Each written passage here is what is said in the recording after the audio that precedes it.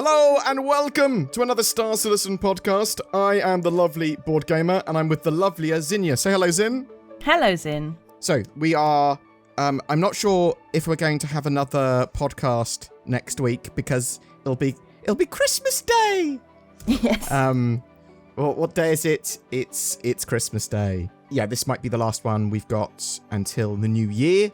Maybe. I don't know. We'll see. We'll see what happens. So we'll be talking about some stuff today. Alpha 3.22 is now live. I'll talk a little bit about that. The replication layer / server meshing tests have started. We've got funding in 2023 now being the best year they've ever had for funding. We've got some plans for 2024 that Cloud Imperium have said this is the first 6 months rough plans of features that we're getting out, and we're still in the midst of Luminalia. Is it Luminalia or Luminalia? Sin, you tell me. Luminalia, isn't it? Perfect. Yeah. After I've asked you a question, don't then say, it's this, isn't it, as a question back at me. Because that'll just be a big circular conversation forever. So I believe it to be Luminalia. Perfect. That will do. If you say Luminalia and I say Luminalia, then we've got all our bases covered. Perfect. Yeah, but you're wrong. Okay, yeah, that's perfect. I'm happy with that. So Alpha 3.22 is now live. It's the last major patch of the year, and it's actually a pretty good quality of life patch. I've been playing it a bit. I haven't had any problems that have been egregious. It's the best patch I've ever played in terms of stability and playability, although I haven't flown around all of the settlements yet, because when Zin and I were testing the settlements in the EPTU, they were a bit resource hungry, weren't they, Zin? Just a little bit.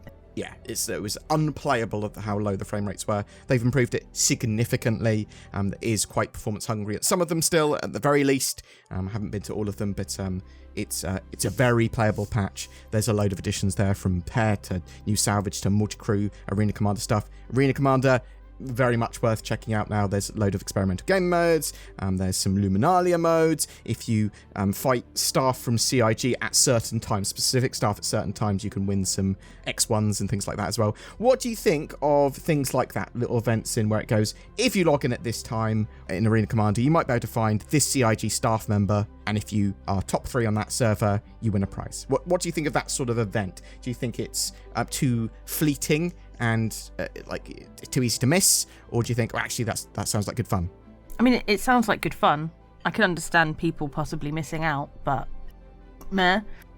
I mean, it's the devs. It's not like something that can just be on all the time, you know? Yes. It's an extra little thing to give away for like a week, and while they run these things, I'll link the schedule down below for that if people are like, oh, what I can play Arena Commander and get some prizes. Yeah, so playing like Gun Rush and Team Elimination at the right times on the right servers when those specific devs are on, you can win some prizes by being in the top 3 on those servers. So I think that's a cool little thing. What did you think of the X1, Santokyai and Cutter Ramblers in? Well, I mean, it's about time on the first 2. Yeah, they've been teased for ages, especially the Santokyai. The most teased ship ever, I think, from like sneak peeks and stuff. Potentially one of the most talked about ships overall by CIG, effectively, just by the amount they go Santokyai in newsletters and things. But now it's out. It's in our hands. And it's pretty shooty. It's got 4 size 3 quite powerful laser repeaters. People think that the ship's going to be nerfed hugely in the future. It's certainly going to get rebalanced. All the ships are. But yeah, about time to have the X1 hoverbikes and the Santokyai in game. Totally agree. What did you think about the new Cutter Rambler being like, and we've got the Cutter Rambler, it's not the Cutter Expedition. We changed its name. I did say when you mentioned it, I was like, I really like the new name. Yes, it's cool. I think the name's an interesting one. It sort of embodies what it's capable of, basically. Yeah, and it's a bit of it's differentiation. It's not really an expedition because it's not a big ship, but it is a bit of a rambler. Yeah, and it differentiates itself between the other cutters. Oh my god, words. By being a bit more premium. It's got that longer range. It's got those bigger fuel tanks. It's got your little living area. Yeah, I think it's an absolutely fantastic idea for a starting ship if you want to do something a bit more explory, but in that starting package. What do you think about all these sort of starter ships and second-tier starter ships? Do you think they're expanding them out to be too many, or can you never have too many of a ship? I mean, there will be a point when there's too many, but I think it's good to have variety.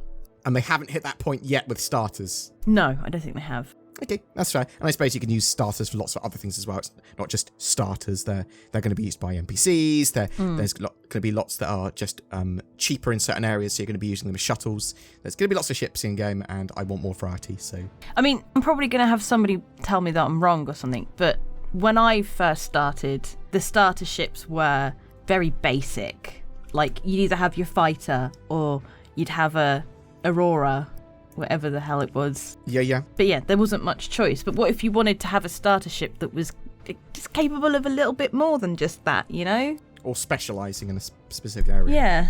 Well, when I started Zin, there was just Auroras and 300 series, the only ships I can remember. And I got a 325A, and it was amazing for Vandal Swarm, because you could lock on to 3 or 4 Vandal ships and fire missiles at each of them simultaneously. And that was really cool. It's supposed to have this sort of missile system that can do that, and hopefully ships will be able to do that again in the future, more readily, maybe, if they've got special missile systems. I used to really, really enjoy Vandal Swarm back in the day, because that was all you could play. There was nothing. It was nothing beyond Hangar Module and a sort of Arena Commander, but the game has come a long way since then, for sure. And Cut Rambler, nice little surprise. I mean, 3.22, for sure. Lots of people playing lots of multi-crew Arena Commander. I think that's absolutely fantastic in the latest patch, one of the best things. And they've got the new settlements, and yeah, there's a lot of quality of life stuff here, making it a pretty solid patch for the end of the year. I suspect some people are having terrible problems, but I've had a pretty great time with it so far. And I think while they're running Jump Point, while they're running Jump Town, and they've got the new Jump Town Island as well, which I have yet to visit on Hurston. So that'll be a good laugh to actually go to and see what that's like. But yeah. People have been talking about making quite a lot of money from selling RMC at Area 18 as well, sort of like doing cargo runs there. The economy's been a bit changed and rebalanced, so get involved. Play 3.22s, and I will almost certainly be playing it a little bit over the next couple of weeks and getting some footage out of us doing missions or whatever. And maybe we'll finally be able to do some medical rescue gameplay, which we've wanted to do since the medical updates were in. So, 3.22 out. People seem to be relatively happy with that. Although feel free to vent in the comments below. Also, when you said earlier, Sin, people are going to tell you they're wrong. People can disagree with us on our opinions and stuff. The podcast is a lot more freeform.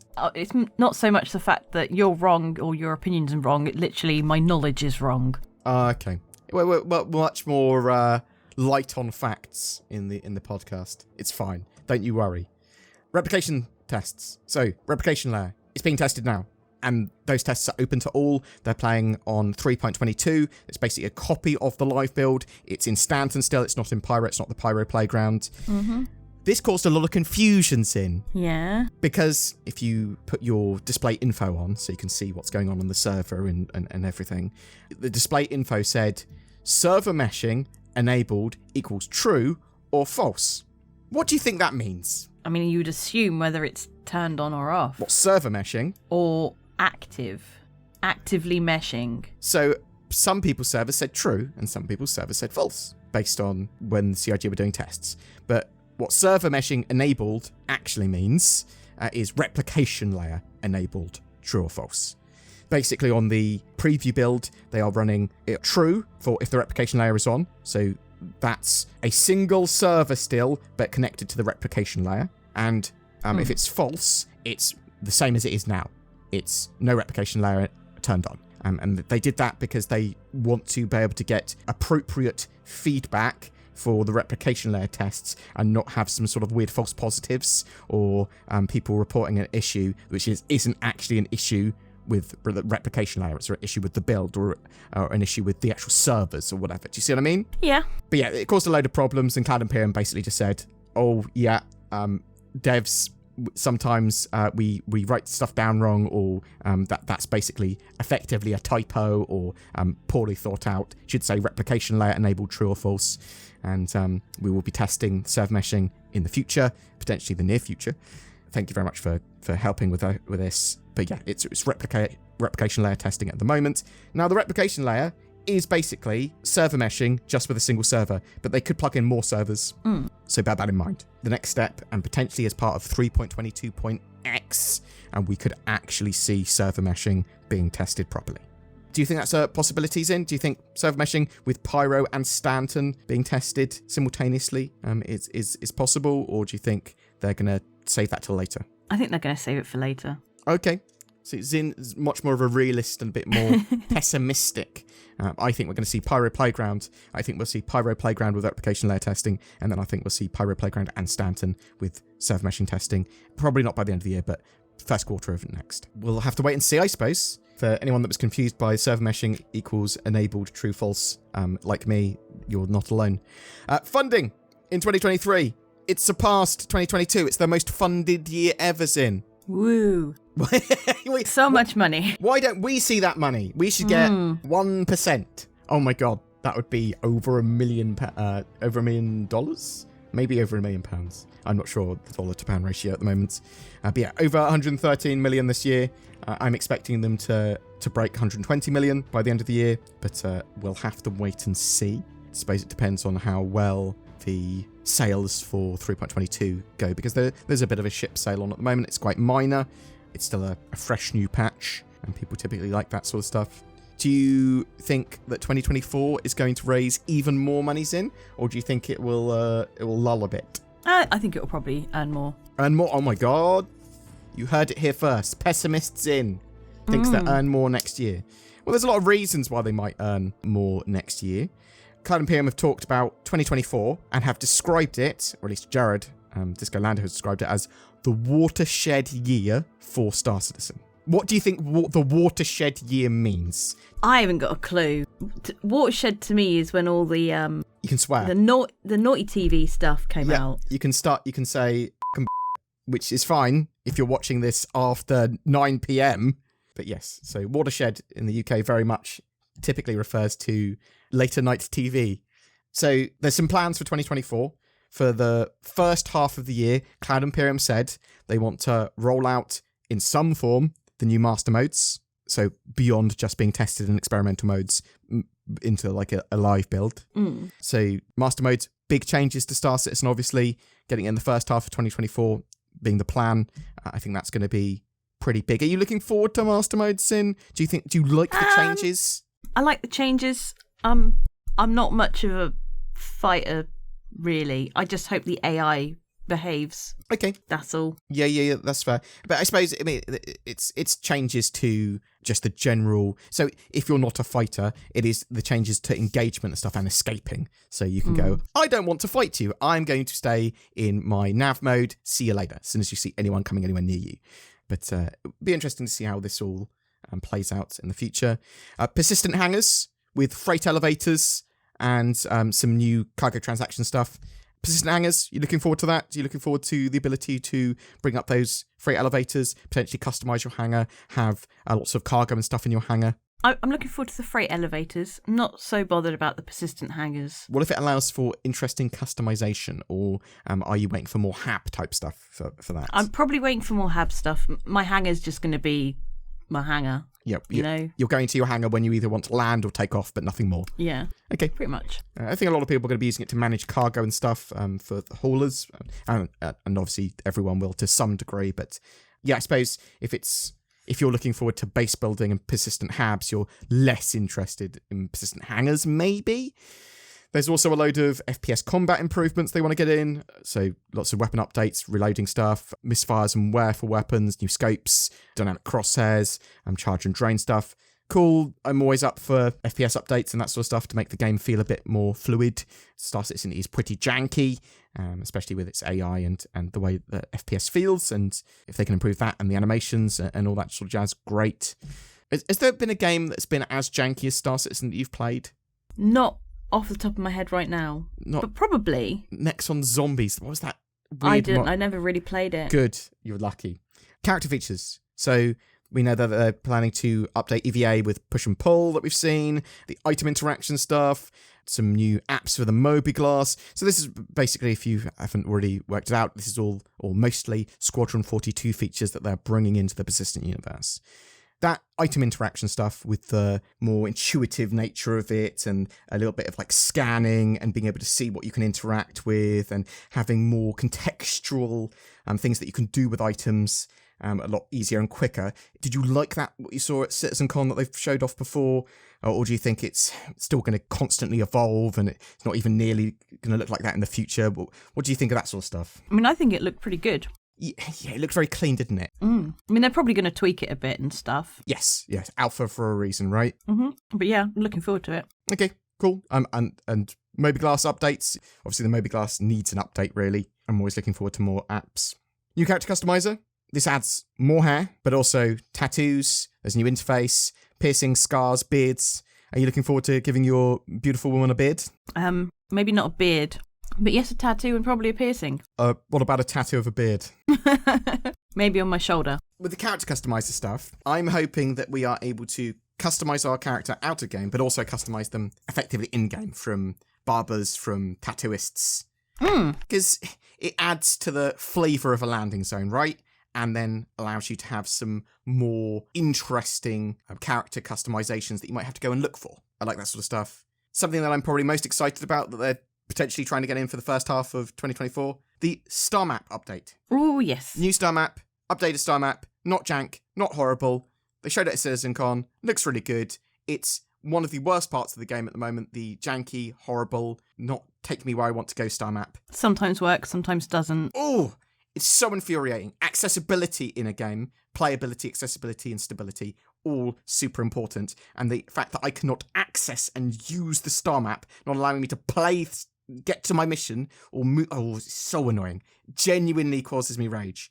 But yes, finally, it looks like they're getting the star map in order. And yeah, other Mobiglass updates, other apps for the Mobiglass.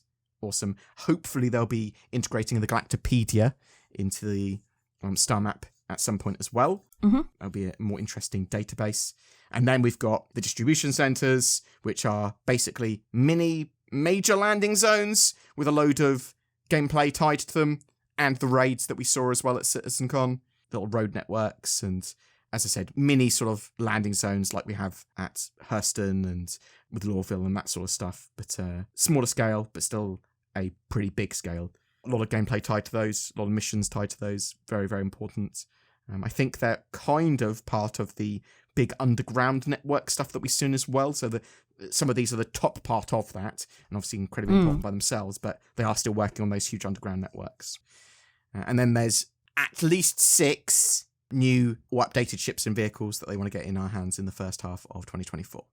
So do you think that's all stuff that they can possibly get in our hands in the first half of the year and more's in, or are you going, some of that might be pushing it? No, I think it's possible. Yeah?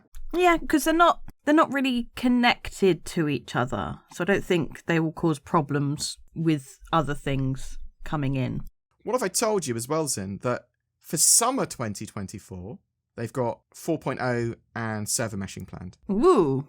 So they want, for a summer release window, if possible, Pyro, server meshing, it will be static server meshing with Stanton and Pyro just being on a single server each, but in the same shard, and some point in summer, which end of June to end of September release window. Do you think that's a solid target for Cloud Imperium? That sounds like a realistic target, right? Yeah, maybe. Well, no, I mean, it's realistic, but that's one of the greatest gates to the game now is server meshing. And once they have static server meshing in, the floodgates more readily open. I mean, obviously a load of Squadron 42 teams have moved over to the Persistent Universe. Squadron 42 is now feature complete and plodding towards an actual release, although we don't know the release date yet. It is literally in its sort of final phases now. Are you excited for 2024 being the watershed year for Star Citizen, if they can get that stuff and more out? Yeah. I do think that it is going to be the biggest year for Star Citizen yet. Interestingly, 2023 had the worst first half of the year I think Star Citizen's ever had, and then a pretty great second half with Squadron 42 being announced as feature complete, a fantastic CitizenCon, and now 3.22 being pretty good as a quality of life patch with a load of new features. Although some people are still seemingly a little bit deflated by how they've put structural salvage in. I'm warming up to it more because they're going to update structural salvage in the future once they've got the Maelstrom ship breakable tech stuff. It's just more salvaging that you can do with your salvage ship. and gives you more mechanics rather than less or anything.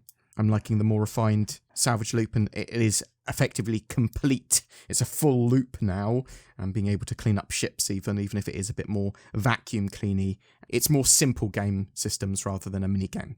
Actually, I think lots of people wanted a mini game. Would you like a mini game involved in it? Yeah, I like mini games. Yeah. Yeah. I mean, it's like a basic one, but yeah. Okay. We'll see what happens. We'll see how it evolves. I'm sort of quite happy with the implementation for salvage at the moment. I would like it a tiny bit more complex, but we'll see how that evolves. And I suppose the only other thing that I'm super looking forward to in 2024, feature-wise, is base building, which is supposed to be in our hands in 2024. That and the Polaris. I'm also looking forward to the Polaris. Did you have any things you were super excited about for 2024 that were showing off at CitizenCon that we're expecting in the next 12 months beyond what we've discussed, or even what we've discussed? What's your sort of most hyped feature? I think it's going to be the character customization. Really? So we're very different people. Mm-hmm. That's one of the least interesting things to me. But I suppose it does really affect the game, because the long hair that they've added really does change my enjoyment of the game, because it makes the NPCs look so much different. Adds so much variety. I suppose I don't want to express myself with my character so much, because I just go, I'm bald! That's my character! Just cut off the hair, default face. Okay, no, I think a lot of people will feel the same as you. They want to express themselves with their characters. They want their customization of their characters because they want to be their characters or whatever in the verse. Luminalia. Yes. What have you thought about the Luminalia gifts so far? Because a lot of people were annoyed at although I quite liked it, the jumper. It's the Luminalia silly little jumper. I love the jumper. Yeah, so do I. I think it's cool. Miserable people. No.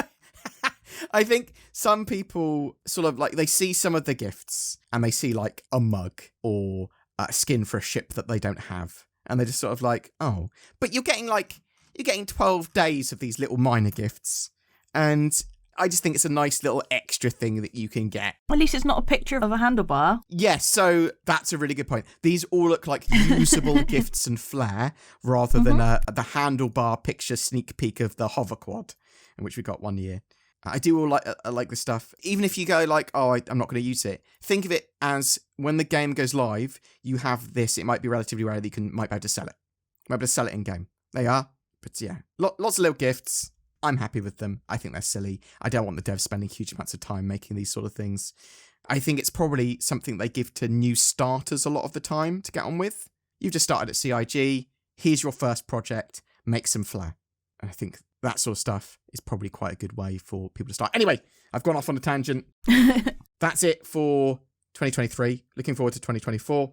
And yeah, interested to know if people are enjoying 3.22, if you're enjoying the replication layer tests, if you've bought anything during the 3.22 sale, have you bought yourself a Rambler, and what do you think of that ship? What do you think of the Luminalia gifts? And you playing in the Luminalia gun rush modes? Have you won anything? Tell us in the comments below. And I hope you have a great new year, a great Luminalia, and we'll be back soon. I mean, I'll be producing videos every day. Zin's going off on Christmas holidays. I need holidays because I'm legally obliged. Well, good job. Enjoy your legally compulsory holidays. I will still work because I'm the best.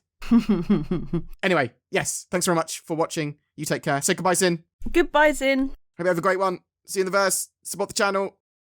Ho, ho, ho. It's me, Father Nordmus. That's right, it's that time again to see who's on my naughty list for who doesn't have a VPN. No, that's Northern Claus! Grass from Northern Claus, Timmy. You should be scared of not having a VPN. As you know, Father Nordmus punishes all that disobey him. It's the perfect Nordmus present, Timmy. There's no excuse. I can see all of your website history, and I'm going to sell all of your data, Tim. NordVPN helps protect your online activity, gives you greater accessibility to the content you want by changing your location, and much, much more. Go to nordvpn.com/BoredGamer before Das Northern Claus finds you.